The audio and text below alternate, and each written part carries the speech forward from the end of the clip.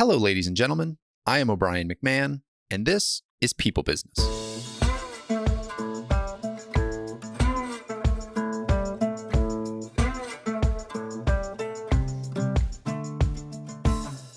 In this episode, I'm joined by George Watts and Laurie Blazek. George is the chairman of Top Line Talent and a nationally recognized author, behavioral scientist, and senior executive. He coaches CEOs on how to build and lead formidable C-suite teams and is the author of several books, including Becoming Your Own Business Coach and Becoming a Strategic Leader, which is the book that we dive really deep into in this conversation. His passion is inspiring people to mature their natural personality strengths. Laurie is the president and CEO of Top Line Talent and is the co-author of Becoming a Strategic Leader. She's also the co-creator of the online Top Line Talent Leadership Development Program. Her passion is to help people specifically define who they are when they're at their best. And it is those two passions that really fuel a lot of their work. And it is how to find our passions that is the purpose of this episode today. It is the purpose of their book. It is the conversation that we have here. If you like personality assessments, if you like understanding your strengths and how to become a better version of yourself, if you like that at all, this is a great conversation for you. I love that stuff. As I've talked about on here before, have taken, 15 to 20 different personality assessments through work and on my own. And this was it's a very simple framework, but it can be very insightful and very powerful. And it is something that you can actually use in conversations at work with your boss, at home with your spouse or partner. There is a lot of tangible use to this very simple framework. So excited to share it with all of you. I hope you enjoy it, get a lot out of it. Here are George Watts and Laurie Blazek. George and Laurie, welcome to the show. This is going to be a fun one. I mean, it was already fun before we hit record. We already started to dive into your book, Becoming a Strategic Leader, and some of the insights from that. Very excited to pull back the curtain, peel back the onion, whatever you want to call it, and get into being a strategic leader and getting to know yourself. And I think the thing with your book is not only getting to know yourself, but what do you do with yourself once you know who you are? So welcome. Thank you. Thank you. It's great to be here, and we're excited to join you. So the first question I had, just to sort of kick us off, is, maybe controversial. We'll start controversial first. You two are coaches. You help individual leaders and teams. But we had talked in our prep about some of the flaws that you see, or maybe the limits that you see in traditional leadership coaching. Could you just talk to those and maybe how you frame what coaching is or what effective coaching is in the work that you're doing? Well, it's a good question. And a lot of leadership development is based upon leadership principles. And they teach principles, and those principles apply to everybody. In other words, I could come in and say, well, one of the things you have to do as a leader is be strategic and creative. Okay, So you need to be strategic and creative. That's a lot like telling some people, you need to get better at math. Your problem is you're not very good at math. You need to get better at that. And so teaching principles, I think, is interesting for business school and that type of thing. But we teach a system. And we teach, who are you when you're at your best? How do you add strategic value through that strength? And how do you add to the outcome of the whole? And so we have a very individualized approach to leadership development. We teach a personalized system based upon your personality structure and strengths. Every one of our interventions is unique to that person. And let me just add, when I was at JP Morgan, the leadership development programs that I went to talked a lot about you do a case study, and then here's how these amazing people solve this problem, and you should be more like them. So imitating someone else's behavior. And what the problem with that is that oftentimes the solution, or the way the solution was derived, it does not resonate with you, because that solutioning is a projection of the personality traits and strengths of the team or the individual who solves the problem. Our philosophy is about individual growth and understanding who you are, again, when you're at your best, and not trying to imitate someone else, because that's not sticky. It's not a formula for success to try to imitate someone else's behavior or strengths and use that as a platform for your own career success. Does that make sense? It does, but just to clarify that, because I've often thought of mentorship not as mimicking everything about a person, but as finding the things about a person's success that resonate with who I am. I might look to one person and say, they are really outgoing in these ways, but they also have all these other behaviors that make them uniquely great. Well, I can sort of tap into their personality style. Like our personalities kind of gel a little bit, but I don't have this other skill set that they have. Maybe my math isn't as good. And so I'm not as much of a finance person as they are. I can work on that as a weakness, but like I can really lean into what they've done with their personality to be effective in those ways. And then I'll go find somebody else who maybe has a different skill set that I see a little bit of myself, or I see my potential maybe in them. Is that still like, is that off track, or is that more what you're saying, Laurie? Look at the pieces maybe, but make sure that they're authentic to you and build those out versus just like blanket trying to emulate somebody else. I think it's fine to admire other people and to admire their success and to admire some of the qualities that you think cause them to be successful. And that can give you a guiding star to perhaps, where do I want to go in my life? But imitation will not get you there. In other words, if you're going to be a great band, you don't want to be a cover band. You want to write your own original music. Okay. Sure. And so you're never going to be great imitating somebody else. You're only going to be great by fostering who you are when you're at your best. How do you grow, develop, and mature that? How do you expand it? How do you generalize it to new situations? And that's what our coaching is all about. And that's why we say, don't change, grow. Changing is when you're trying to imitate. Growing is when you're becoming more psychodynamically mature and becoming more evolved in your own mind. Yeah, and I think the other piece to this is the people that you would look at and say, well, these are qualities that I admire. I'd like to be more of this or more of that. The platform that you find yourself on is critically important. Through our coaching, we help people understand themselves and then think about, all right, how much of my strengths am I using in my role? What are the things that should be delegating to someone else because it's not my natural abilities and someone else is better suited to do these things? And then how do I find the specific platform so that I can manifest these strengths in a bigger way? So I think, again, if you start to look at other people as role models, that's fine. Okay. But their strengths aren't going to be your strengths. And their platform isn't necessarily going to be your platform. And I think that's part of the issue in large corporate America, that you never get specific enough with people in terms of performance reviews, or you're always looking at the weakness instead of saying, Laurie, you're really great at these three things, and we're going to help you find that platform where you can accelerate that. Yeah. And as you're saying that too, I realize what a slippery slope it is between liking a characteristic in another person and feeling shame that you are not better at that thing, and not realizing that it's just not a strength of yours. Feeling shame that, well, it should be a strength of mine for whatever reason. Morally, it should be a strength, or, I should be this kind of leader. I should be this kind of performer. And when you can't emulate that stuff, it's easy to turn it back on yourself. So I recognize that as well. And I've heard people say something to the effect of like, don't idolize what somebody else has, or don't yearn for what somebody else has unless you're willing to take on their life 100%. Everybody sees Tom Brady's 7 Super Bowls, but nobody sees the craziness going on in his own head, the relentless pursuit, the isolation from his family to be so dedicated and focused. They don't think about the divorce. They don't think about all that other stuff that he has sacrificed to get there. They just want the outcome.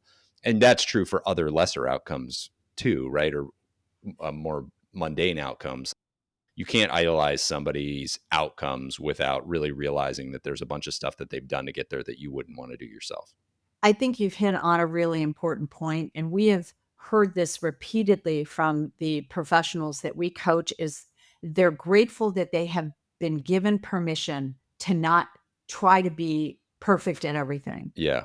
Okay? Or have to be somebody else. Or have to be someone else. And think about, you get a generalized education, so you're supposed to get A's in every class, or when you get two A's, two B's, and a C, what do your parents focus on? They're probably focused on the C instead of the A's. Okay, so we're taught as an early age that we're supposed to be good at everything. And we kind of break that down and say, let's figure out what you're naturally gifted at. And then let's focus on that and Yeah. just bring those weaknesses or those lower ranked traits up to where they don't hurt you and acknowledge these shadows, which I think we'll probably talk about later. But let's focus our energy and our enthusiasm on what we're naturally good at. And I'm just going to add one thing. The ego loves comparison. The ego loves guilt. Yeah. I mean, we are comparison machines, right? I Right. mean, that's what we do. So much of those kind of things that we look for in others is to compare ourselves to others. And the minute you start comparing, that's when the ego is so happy, because now you can be guilty. Now you can be anxious. Now you can be depressed. And so you can't fall to the illusion of the ego.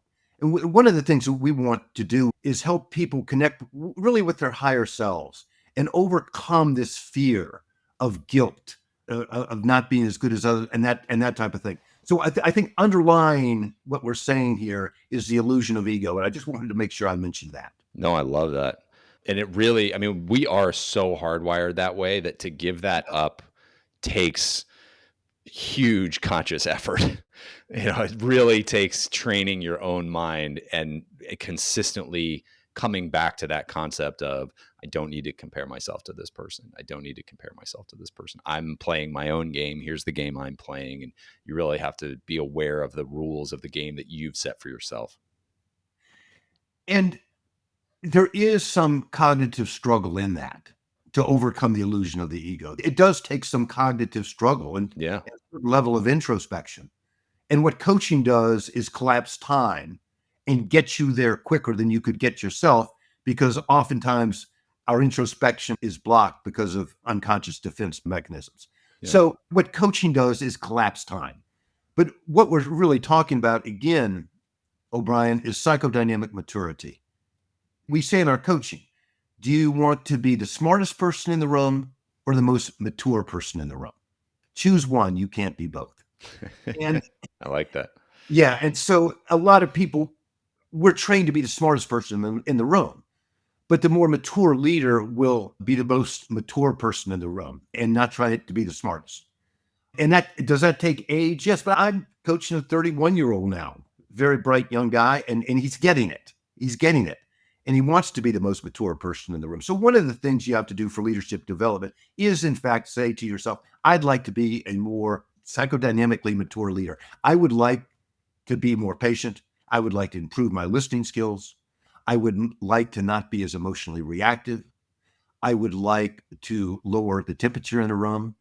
Once you begin to say, this is what I want to do with my life, I actually want to be a good leader, then that's when the collapse of time occurs quite quickly, really. Yeah. No, that makes sense. Laurie, you hit on this, but it was going to be my next question anyway, was talking about weaknesses versus shadows, because I think that's a good distinction. And I want to get into how we unpack what our strengths might be and how we use them. But before we do, I think just setting the definition of a weakness versus shadow would be helpful. Okay, I'm going to let the psychologist start and then I'll jump in. Sounds good. Well, a weakness is really your number 4 or 5 ranked trait in the big 5. If we use the big 5 structurally as a schemata of the psyche and of the mind, there's 5 core personality traits. Your weaknesses would be 4 and 5, something like that. The shadow, of course, we just stole that from Carl Jung. And you say, well, it sounds, like you did. Well, it's because we did. The shadow is the immature aspect of the strength. So, for example, let's say you have strong extroversion, but you're a terrible listener because of your ego. Let's say you're an open-minded person, but you can't get anything done because you have no ability to concentrate. So those shadows will derail your success. Yeah. We help people overcome their shadows. And a highly conscientious person, I'm never going to be as highly conscientious as you, O'Brien, or somebody that really is really focuses on detail. And so I can partner with those people and not feel guilty about it and say, can you help me? And so one of the things that I've learned in life is to ask for help. And I ask for help on my 4 and 5 rank traits, but the shadows, that's my personal goal in life. That's my personal mountain that I have to climb. I can't outsource my shadow. Yeah. Yeah. And let me go back to the weaknesses. When we think about putting this coaching into action, I work with people on what we call an action plan. And part of that process is asking people to look at how much of their job content is actively using lower ranked traits. All right. So, for example, I have someone who's an open minded extrovert and they're in a delivery role that requires a lot of conscientiousness. It comes back to what we were talking about earlier. You can do the job, okay, but it's a lot of work because you're using that lower ranked trait. And just because you can successfully accomplish a task doesn't mean that's what you should be doing. And that is a massive aha moment for a lot of people because they're unhappy in their role, but they can't put their finger on why. So if you're constantly using those lower ranked traits, what's not your natural ability, it's very stressful. It's a lot of hard work. So part of what we help people do is get their own game plan and understand that it's okay to enlist and engage others who have those natural strengths. So, again, the weakness is a lower ranked trait. The shadow is also a big aha moment for people. For example, the agreeable personality. What holds those folks back oftentimes is the inability to say no, avoiding conflict. Okay. And oftentimes people have trouble ranking themselves, but they know those shadows are almost always associated with top traits. Mm-hmm. So you've kind of hit the big 5 here. Can you list what they are and then where do they come from? Like, how did we come up with these as the 5? Well, it's an interesting story. And it started with the thesis back in the late 1920s that human behavior and human traits were encoded in the dictionary. And so what several psychologists did is select 18,000 descriptors. And then over meta-analysis and over different studies, they reduced the core of the human psyche into 5 major personality traits, and all other traits can fall under these traits. There are secondary and third and fourth level traits, and all of these traits are statistically distinct from each other. There's 5. And this is in no particular order, or because one trait is and not any more valuable than another trait. You have the open-minded personality. And that's why we knew your number 1 was open-minded, O'Brien. You said in your LinkedIn profile, your first words were, "I'm driven by curiosity." Who would write that? An open-minded person. Okay. It's not going to be a conscientious person. It's not going to be a conscientious person. So you projected your own personality structure into your writing. Yep. And so, which is great. I love open-minded types. We come up with a lot of good things sometimes. Sometimes we don't. Then there's the extrovert, and we all know what an extrovert is. These are people that are energized by people, but there's different kinds of extroversion. There are performers, and then there's the more charismatic extrovert.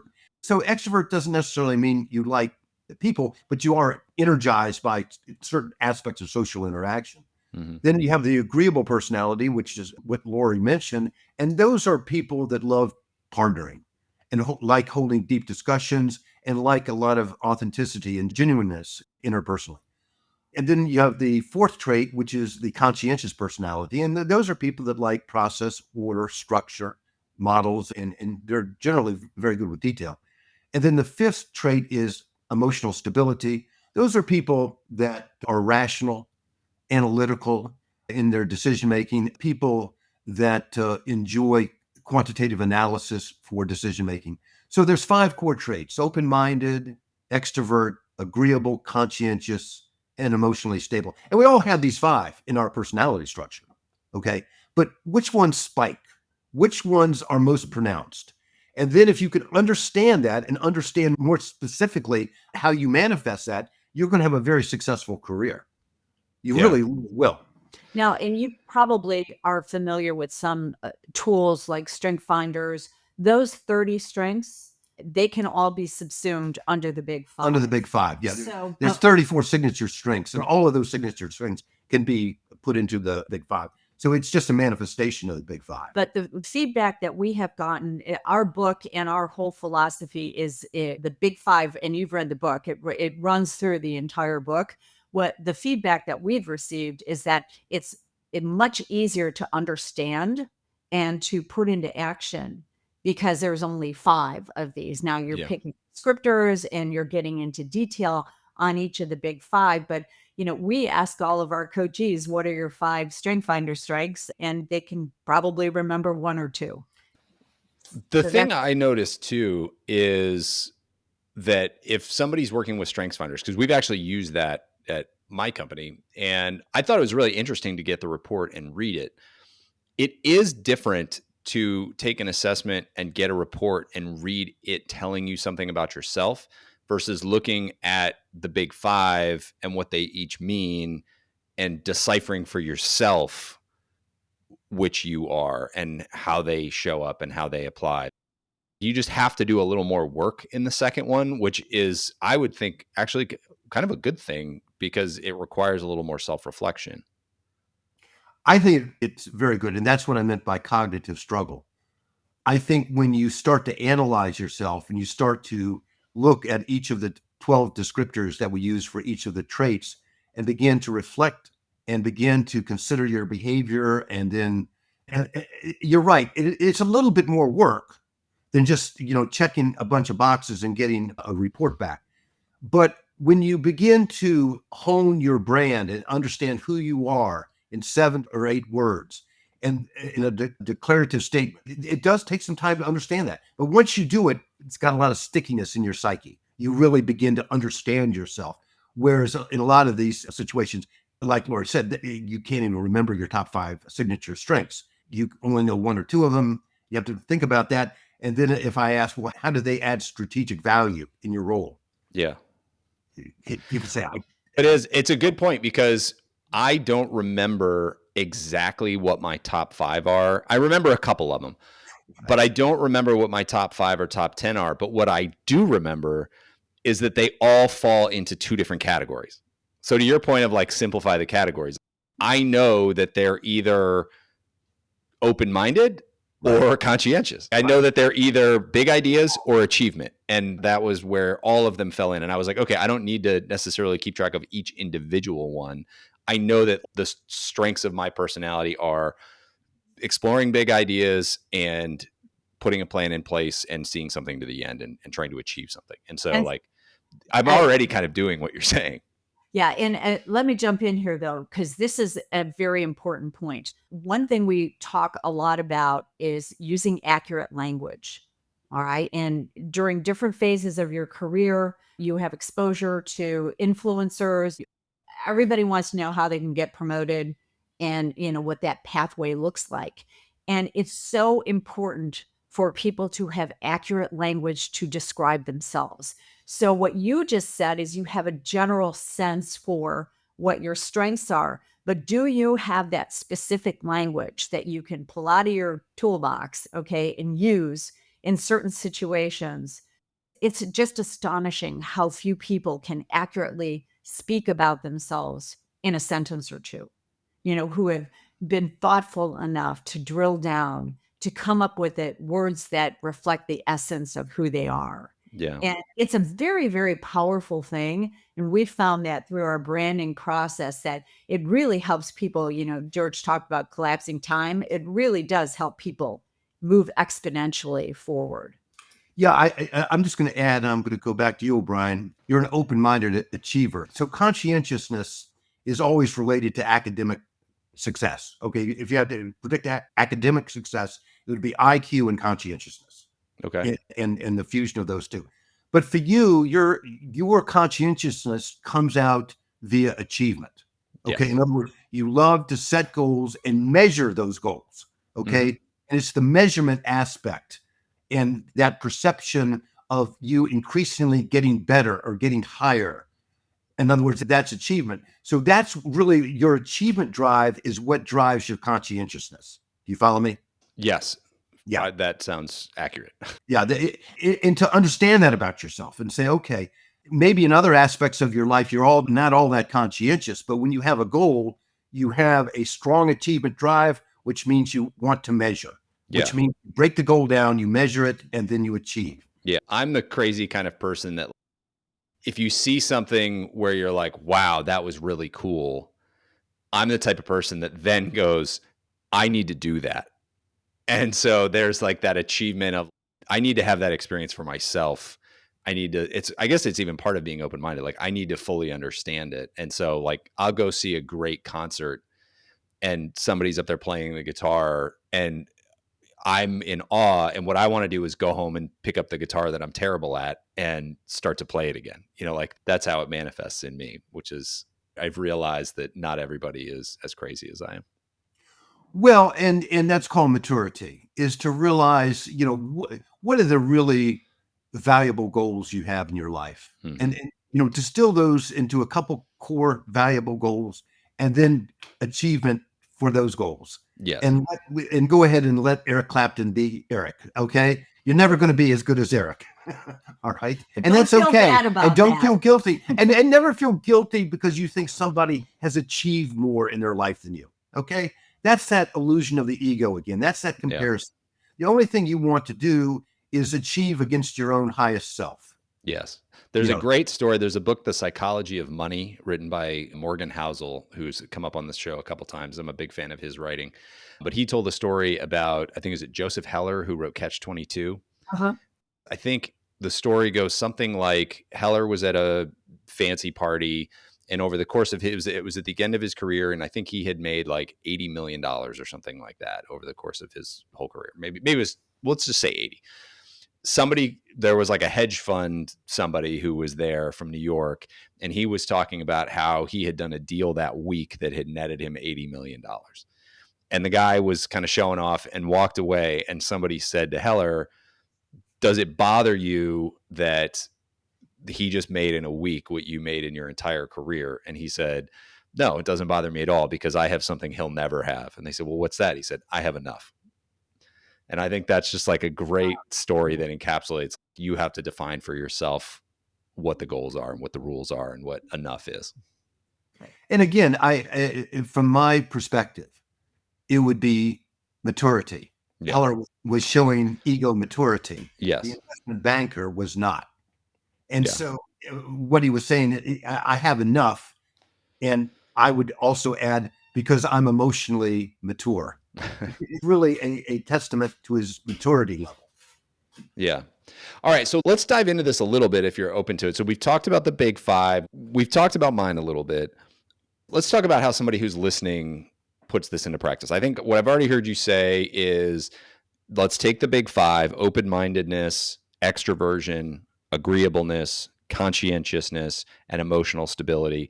And let's rank those 1 through 5. Let's just figure out like which ones pop to the top, which ones fall to the bottom. All right. So we've got those ranked for ourselves. Now what? Well, now what Laurie was saying earlier, now is when the branding comes in. Now is when you look at 12 descriptors and you choose the most accurate descriptor that you can. So what we do is help people come up with the 2 words, 2 conceptual frameworks that describe them accurately. So those descriptors are related to your number 1 and your number 2 ranked traits. And when I go through this process with people, I tell them to not think too much about this. Pick the word that pops out at them as being most like them. People don't have a problem doing that, but it's probably the first time they've ever put a word around who they are and when they're at their best. How are you world class? All right. You're a performer and you're an achiever, or George is a performer and your Well, really more of an inspiration, but inspiration. you know what you can do. I mean, obviously, we think you ought to buy our book, Becoming a Strategic Leader. We Yeah. think that's the best way. Well, But and I was just going to say that in the book on page 48 and 49, you give those 12 words give for us, each category. So, like, just to give a for instance, so for open mindedness, strategizer, abstract thinker, curious, innovator, visionary, imaginative, inspirational, original, pioneering, discoverer, creative, experimenter. And so I heard you say that you went to inspirational. Like that's the one that pops out the page at you. To me, curious and creative were the two that popped off the page to me. Like inspirational was like, yeah, I'd love to be inspirational, but I'm really curious. I want to be creative. Like those are the two. And I picked curious of those two. So that I think that's just an example of the exercise that you're talking about is like take the words, go through them and just like which ones resonate. And then if you do that for your top two traits, now you've got two words that start to create a brand for yourself. yes, and it comes down. The only thing we can do is use accurate language to understand ourselves. That's it. And so the more accurate your language is, the more accurate your decision making is. And that leads to more success in life. So once again, it's the ability to know yourself. And you can know yourself best through accurate language. I think psychology has to be congratulated somewhat because we have developed a way to obtain that accurate language relatively quickly. I think if people understand that conceptual framework, I need to think accurately about myself. Let's look at my personality and let's start with my personality structure and then use the right adjectives and the right descriptors to understand myself fully. So, okay. So the two that I picked were curious and achiever. I'm a curious achiever. I like to explore ideas. I like to go out and pursue them and achieve something. Laura, you were talking about more of a branding statement than just the two words. So as an example, like what do I do now that I have those two words? For people who go through and they've picked the top two out of their five, they've come up with words, one word in each category to really figure out who they are and how those two traits manifest in their behavior or personality. What do they do to turn that into a branding statement of some kind? Well, we'll just take yours, okay? And one that and we would have to play with this, but a branding statement for you, O'Brien, might be connecting curiosity and goals to drive outcomes. Connecting curiosity and goals to drive outcomes. Yeah, and I wrote down, I combined curiosity with concrete goals to drive impact. Okay, now we have a digital coach, AI-driven coach, that asks you a number of questions and has you rank yourself and pick descriptors and pick additional descriptors and then answer a series of questions, and it will create a full branding report for you. Okay. Oh, very cool. And over time, I've done this hundreds and hundreds of times. All of that information is loaded into our AI-driven, we call it a digital coach. And it's great to see that report. Okay. It gives you a basis to start, but you don't get that cognitive struggle when the report is provided to you. There's a lot of advantages, and talk about collapsing time. It would spend me hours to do this kind of work with someone. And the digital coach creates this report in about 10 minutes. This cognitive struggle is where the growth occurs. Yeah. Because you're forcing yourself to start to apply this. Exactly. Yes. Exactly. Yeah. So we believe in the power of artificial intelligence, but we also understand that there needs to be a human dynamic here in coaching that is critical for the stickiness of the concepts to work with a human who can help you connect dots in a way that the AI cannot. AI will never bring the unconscious to the conscious. And we help bring the unconscious to the conscious. And AI can't do that. Now, we have a very advanced AI system that we've built over the past year using all of our IP. And now everybody that goes through our coaching program goes through the AI program as well. So we're enormously scalable.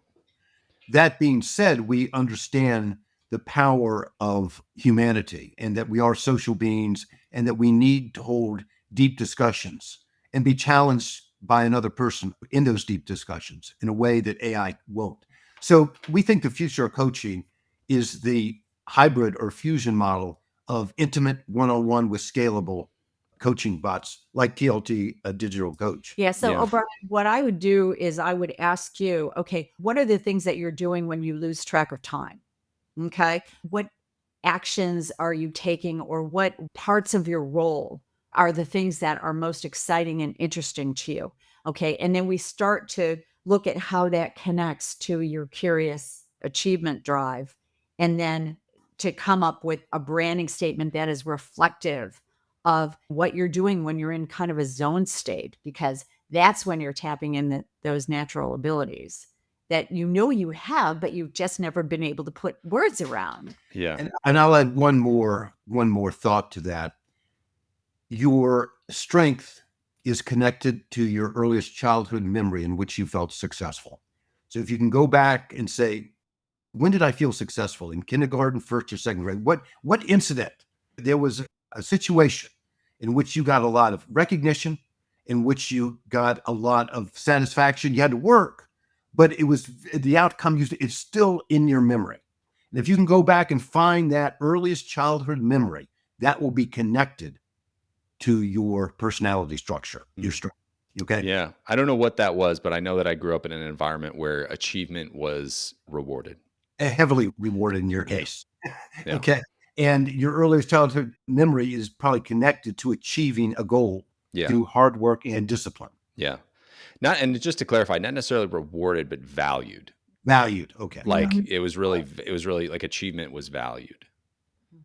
And when you're a child, it was rewarded as well. And Yeah, definitely rewarded. But also was I think like it's not just like, oh, achieve and get a reward. It's also the perception, like the culture that I was swimming in is one where it was like, oh, these are things that are valued.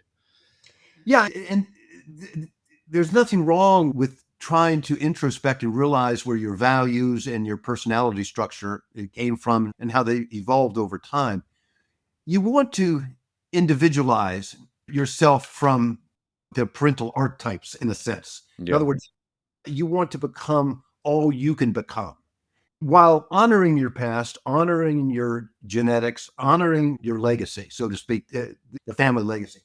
But you need to understand that to be totally mature, you need to individualize and emancipate yourself from those bonds, if that makes sense. Yes. Yes. Yeah. Okay. So now I've got a branding statement. I kind of understand how this shows up in the world. What do I do with that from a work standpoint? Like, it's great to know it, but what do I like? How do I actually make the most of it? How do I use it to have conversations with other people? How do I use it to put myself to do more tasks that are good for me versus not good for me? Where's the rubber meet the road now that I've done all this introspection? Right. What we did is create a business transactional model where the big five personality traits are overlaid on a business transaction. And what that does is help people see, have a visual image of their strengths and where they play specifically on a transaction. Our book is called Becoming a Strategic Leader, Capitalize on the Power of Your Personality. What we try to do is help people move from being a tactical manager to a strategic leader. And we define strategic leadership as orchestrating human potential into dynamic transactional systems. So, in other words, I'm really great at this and this piece of the transaction cycle, but I need other people on my team who can pick up these other tasks or functions that are using my lowest ranked traits or that I'm not world class in. And it gives you an understanding of, remember, we're always unconsciously projecting. So we tend to like people who are like us. We tend to hire people or want to work with people who have the same skill set as we do because, we like ourselves. And it helps people step back and look at various pieces of their own transactions, whatever they need to accomplish in their roles, and look more accurately at who needs to fill those roles. What are the strengths necessary for success? And how do I build out my team in a more effective way? And then how can I give my strengths to these other people? For you, as an example, if you're working in a team setting, you're going to be a guy who can help design out the process to go from here to there, but also be willing to look at new and different ways to get there. Okay. Because of your open-mindedness and your curiosity. You may not be the best person to sell the idea internally. You may not be the best person to build those deep relationships with other partners within the organization to get something done. But somebody else has those characteristics and skills that you don't have. Yeah. So obviously, you would want to say, okay, I like business strategy.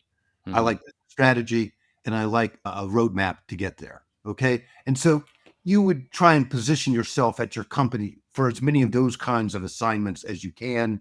You let your boss know this is how you add the most strategic value. And you be good enough in those other areas that it doesn't derail your success. But you're never going to be world class by overcoming your weaknesses. You're only going to be world class by accentuating and maturing your strength. And so, again, now certainly the higher you go in a company, the more you can construct your own job. Okay. When I was CEO, I concentrated on what I did best, talent management and speaking. And I let the chief financial officer run the company from a metrics point of view because he was much better at that than I would ever be. Yep. And so you have to try to orchestrate your career, and you've got to have an internal locus of control. I'm going to try and take my strengths and apply them in my ecosystem. I'm going to look for opportunities to do that. Now, if you're 17 years old and you're working at a hamburger stand or something, okay, you probably don't have a lot of opportunity to do that. The job is the job. But most of your listeners have jurisdiction over what they do. And to understand how you really add strategic value and then drive your career around that is very, very powerful. And you're going to do extremely well. Well, and every job is going to involve some elements of things that are your lower strengths. And so there's just an element of that nobody's ever going to get away from. I agree. That said, I think what I hear you saying is do those things, do them as well as you can, get your weaknesses up to a certain level, delegate as much as you can, if you have the opportunity, but then really lean in and double down on those things where you are the best. And eventually, if you're shoring up your weaknesses enough, but then doubling down on your strengths, that's where you can see real growth, real impact, promotion, whatever. And see real job satisfaction. Yes. Good point. Yeah. And job satisfaction leads to intrinsic motivation. Yes. And you want a situation in which you're intrinsically motivated as opposed to being extrinsically motivated. Can you just talk to the difference between those two for a second? Yeah. When you're intrinsically motivated, you're using your highest self to attain a goal. And you approach the goal with a spirit of optimism and excitement. When you're extrinsically motivated, you are looking for a reward outside of your own psyche. And you need some extrinsic motivation, of course, but you're never going to be great unless you love what you do, in a sense, and it's very appealing to you. For example, I'm chairman of TLT Coaching, and I was CEO of a moderately good-sized public company at one time. I can tell you right now, I'm much, much happier doing this. Some of it is because I get to control everything and I'm an entrepreneur, but really it's because I get to exercise my open-mindedness every day. Yeah. And a lot of executive jobs require a lot of conscientiousness. It requires a lot of attention to detail, a lot of follow through, and a lot of organization. And I don't like that stuff. Okay. I mean, I can do it, but I'm really not very good at it. I certainly there's tons of people that are better. But when it comes around to understanding how to apply the human psyche to drive organizational success, I'm quite good at that. Yeah. I enjoy that very, very much. Bring that on all day. Yeah. Yeah. People say, well, how are you, George? And I say, well, I live in a bubble of love and happiness. And the reason I live in a bubble of love and happiness is I have an ecosystem that totally supports my strengths. Yeah. Now, I'm not expecting your listeners to be as happy as me. Okay. But I am saying that you can look at your job and look at your strengths and begin to architect a pathway forward based upon that knowledge. And the more accurately you understand who you are when you add strategic value, the more you can do that and the more you can generalize it into other domains. Yeah. And I just want to tag on and talk a little bit about the shadow and how that can derail this whole process. Like you had mentioned, well, delegating things that are not in your wheelhouse. But let's just say you're conscientious number one and your shadow is perfectionism. All right. Again, this is where coaching. You can't delegate perfectionism away. Right. Well, That's the problem. You have to work on that. Yeah. Okay. And it's a real aha moment for some of these people to see that they're miserable in their role because they have this high need for control or perfectionism. There are perfectly capable people around them who can do certain tasks that they do themselves because of that shadow. That is part of the work and the cognitive struggle to see how am I unconsciously holding myself back from being happier. And that's that collapsing time. For the record, I 100% buy into the shadow concept because I work with a coach and we talk all the time. We use a little different language, or I do, but it's your strengths without guardrails become your weaknesses, is what we say all the time. And when we sit down to do our work together, almost without fail, if something is going wrong, it is not because I have a weakness. It is because I have a strength that is out of control. Yeah, and that is the shadow. Yeah, no, for sure. I like that language of the shadow to your strength. It's just a different vocabulary. Saying the same thing. And so I just to say that I agree, and I've seen that play out in my own life a ton. Yeah, and all of your listeners can see how it plays out in their own life. Think about how powerful it would be if you used these concepts in performance evaluations. Okay. So someone has to choose their own shadow. All right. So because they've chosen the shadow, it diffuses that defensiveness. Okay. Because everyone has shadows. And then you can have conversations about how are those shadows manifesting in your role and what can be done to either move certain tasks to someone else or what's the root cause of performance issues. And it's almost always going to be either a shadow is manifesting somehow or you're using too much of your lower ranked traits in your role. So my favorite chapter in this book is the one about performance evaluations because I've never experienced one in my 25-year banking career that focused specifically on strengths and then had me choose the shadow and have a conversation that was not defensive around that.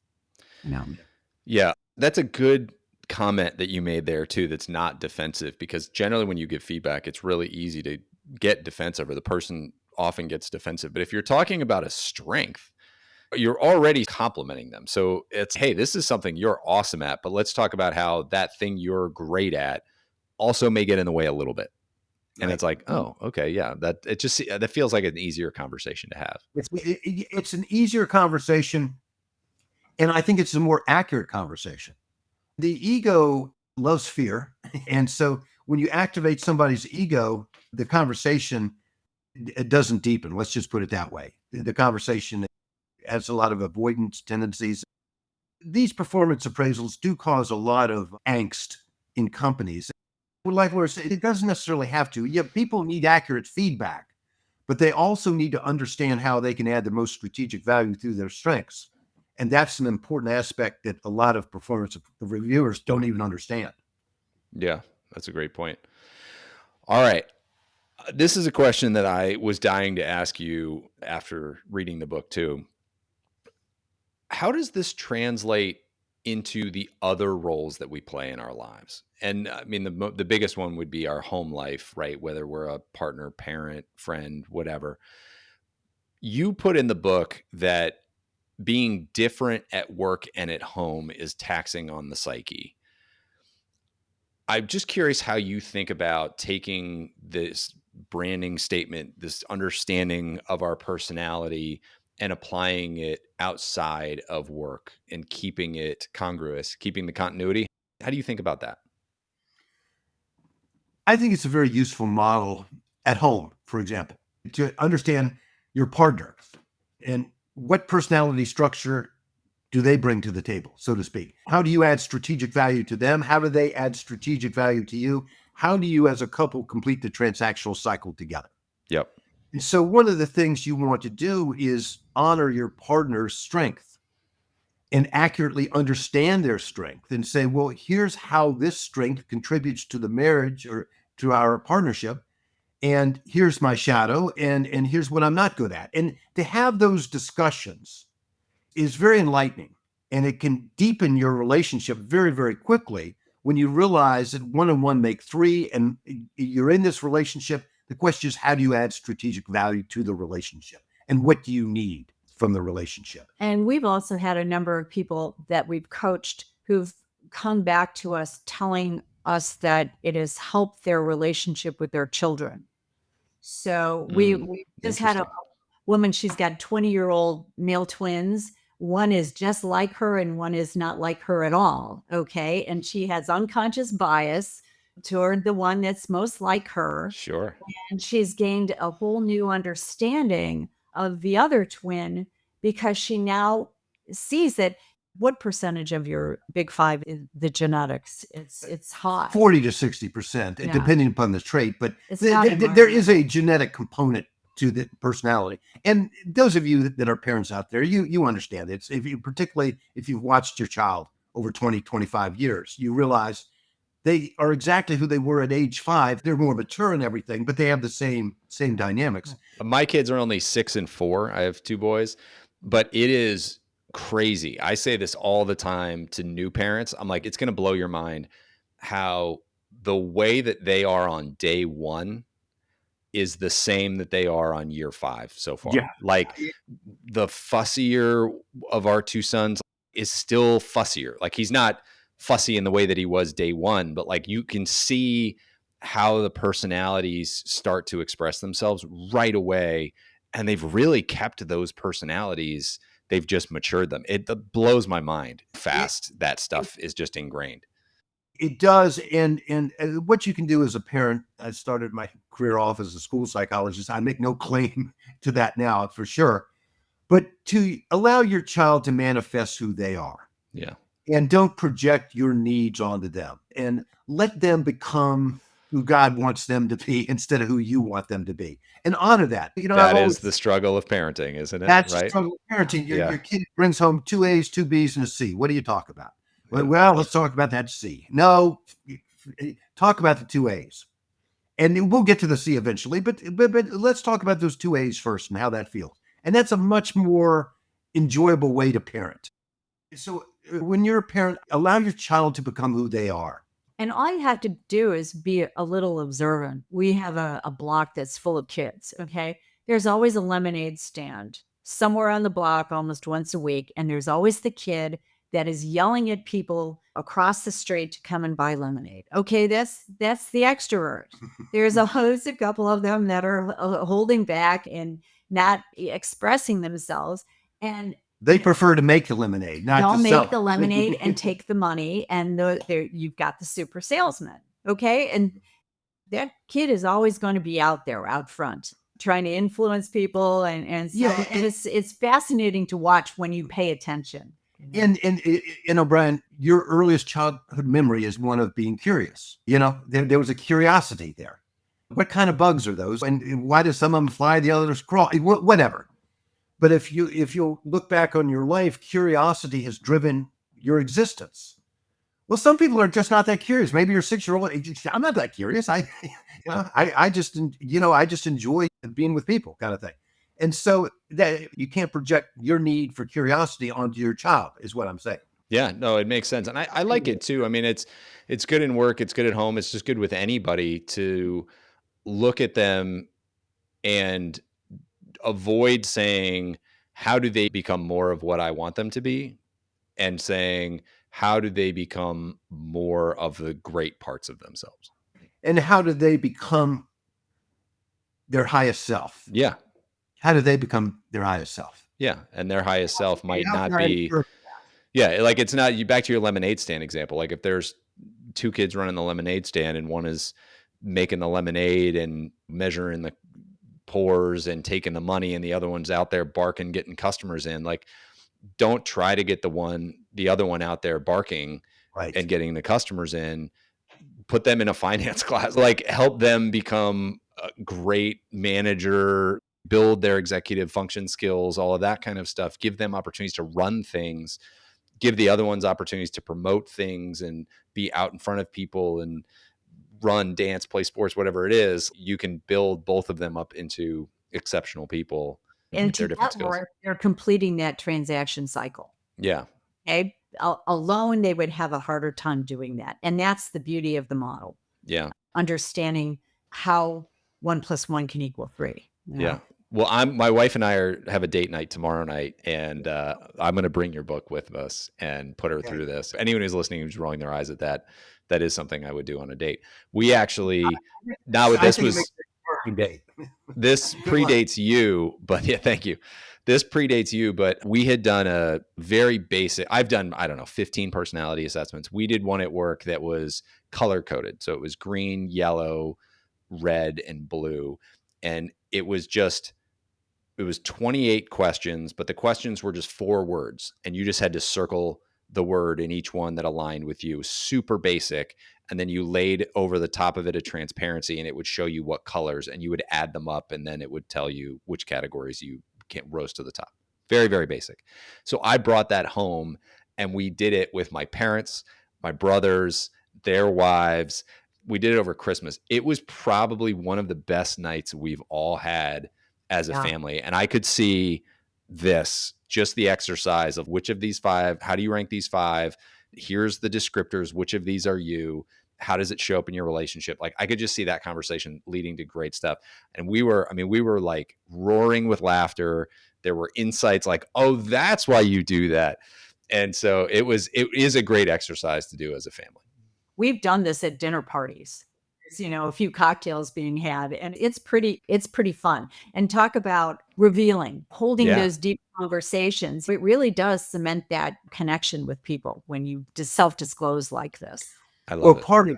Part of our coaching is to help leaders hold deep conversations. How do you hold deep conversations? And what you were expressing, O'Brien, your family, maybe for the first time, was engaging in a deep conversation.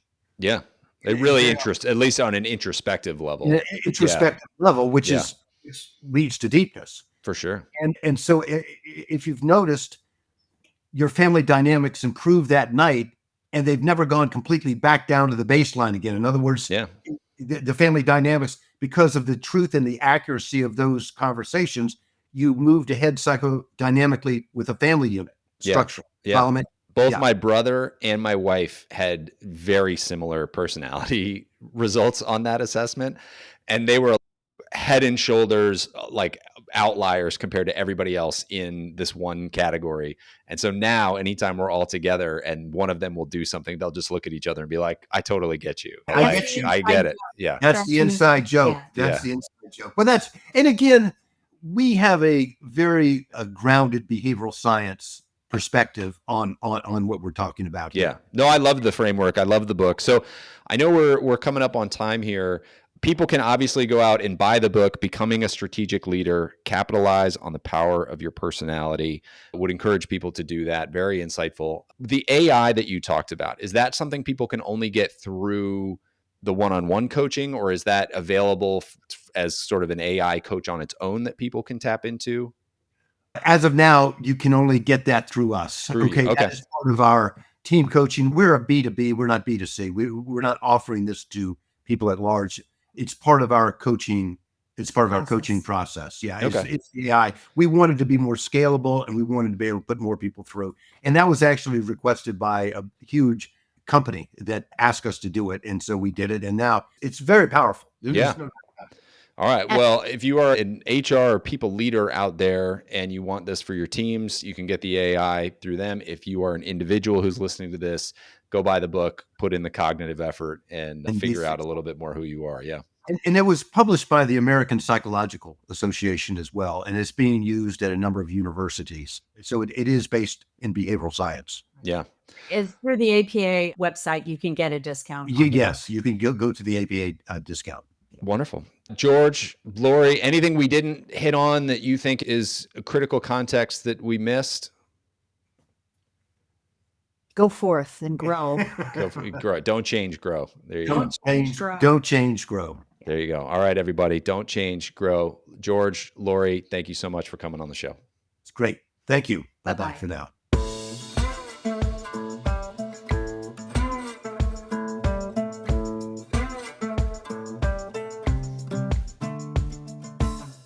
Hey folks, one last thing before you go. If you enjoyed the episode, make sure to hit subscribe so you can stay up to date with future guests. That's it. Thanks for coming. Go make the most of your business and the people in it.